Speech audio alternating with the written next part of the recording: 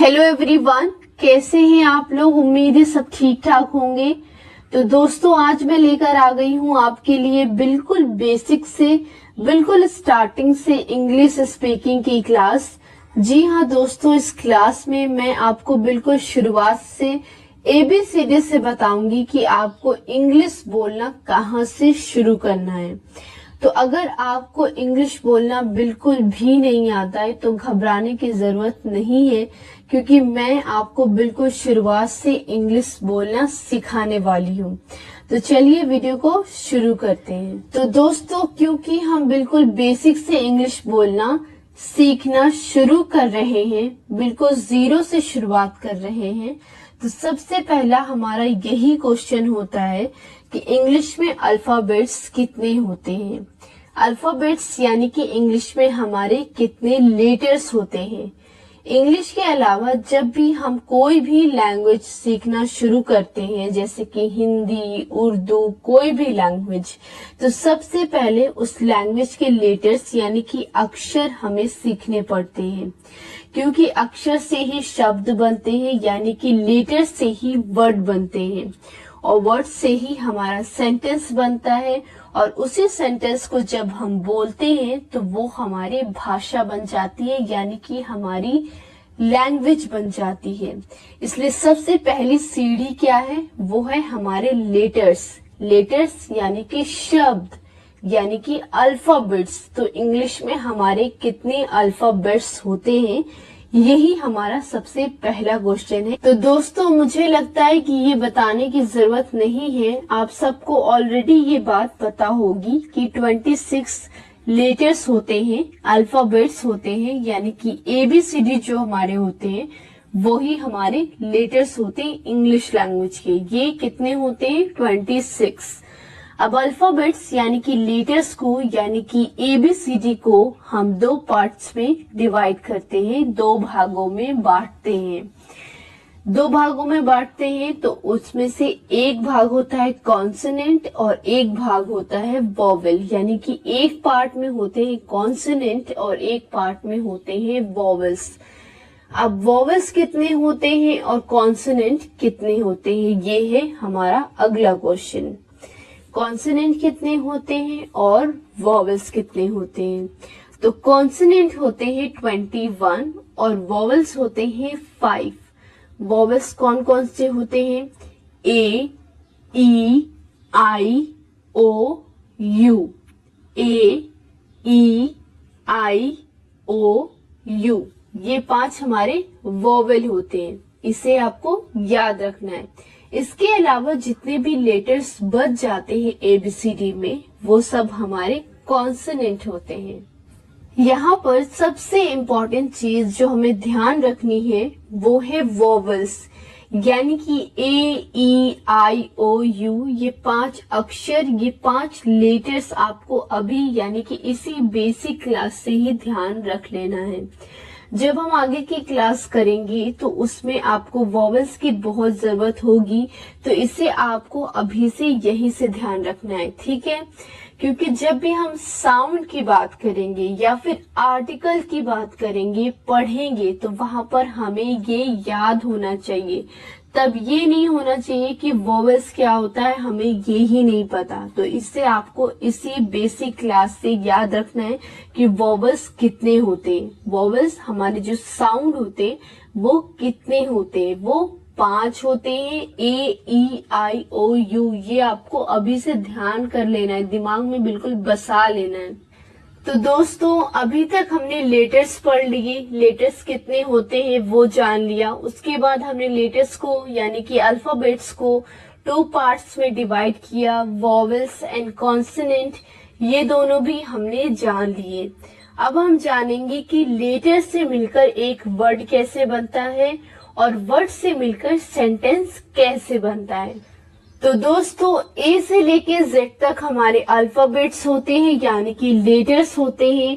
अब इनमें से एक लेटर यानी कि अल्फाबेट हम चुन लेंगे, जैसे कि फॉर एग्जाम्पल मैं G लेटर जो है वो चुन लेती हूँ, G फॉर ग्रेप्स। तो अब G से हम वर्ड कैसे बनाएंगे?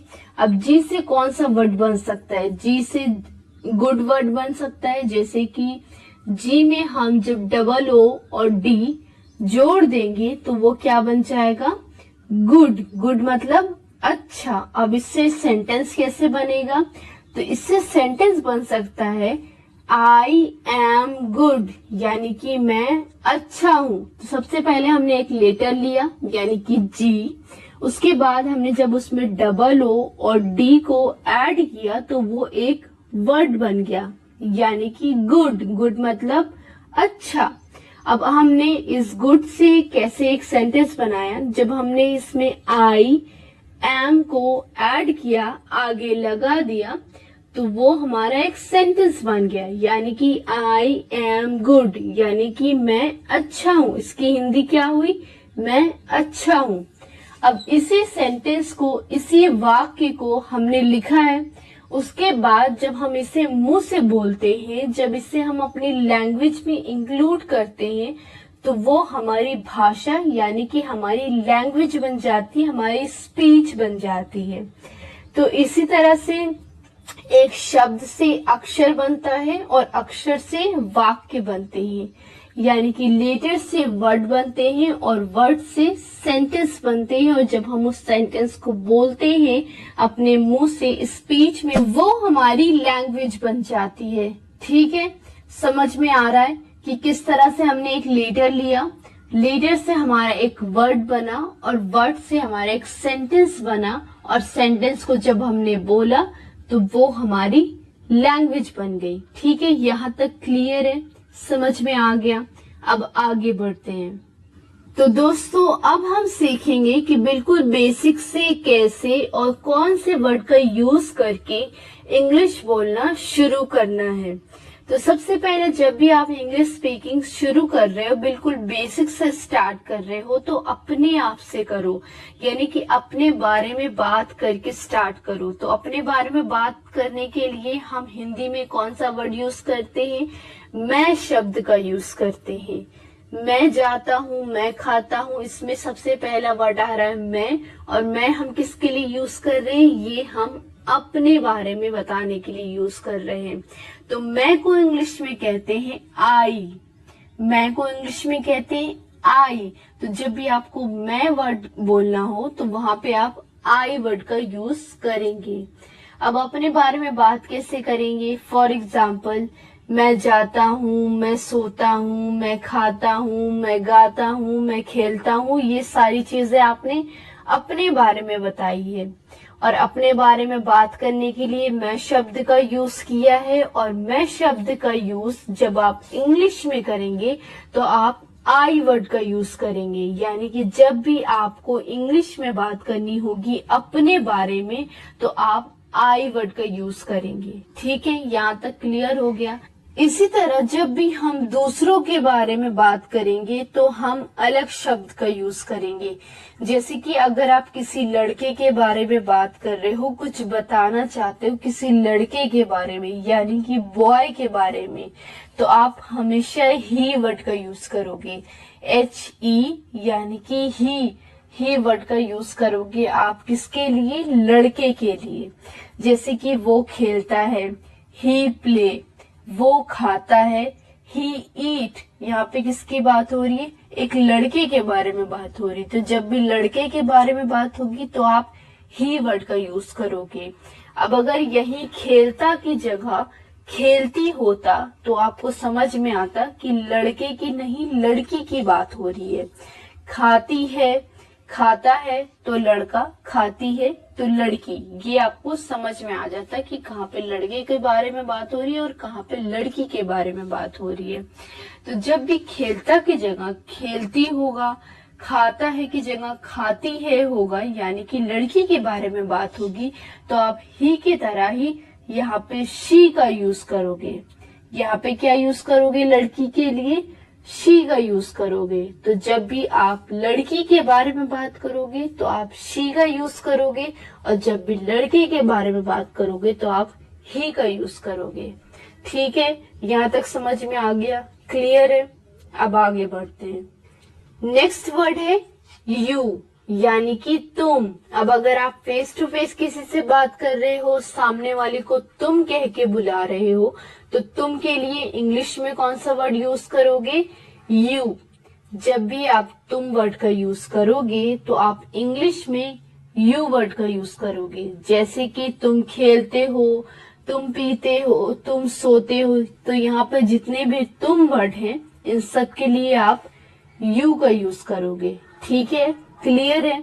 तुम के लिए हमेशा यू वर्ड का यूज करते हैं। ठीक है, समझ आ गया यहाँ तक? नेक्स्ट वर्ड है दे। दे यानी कि वे या फिर वे सब।